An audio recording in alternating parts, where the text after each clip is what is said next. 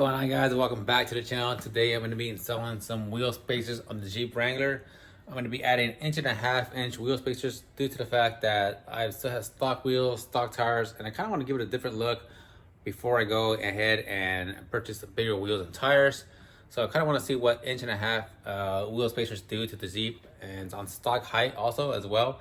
So it's kind of a boring look, but I kind of want to see what the 1.5-inch wheel spacers do. I've had these laying around so in my garage, so I said, what the heck, let's just go ahead and put them on and see how it looks.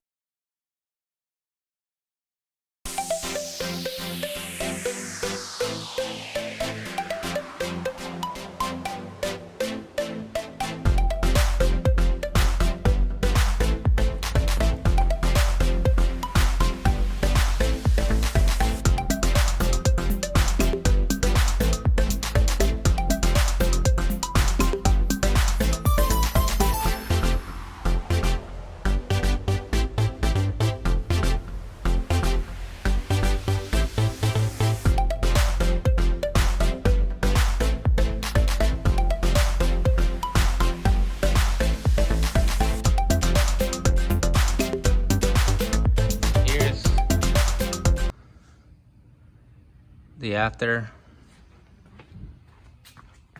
versus the before. Pretty big difference, actually.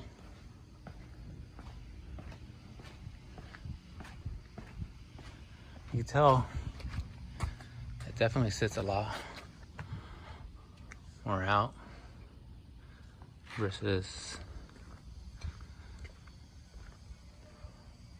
tucked in. See how it's all tucked in right there.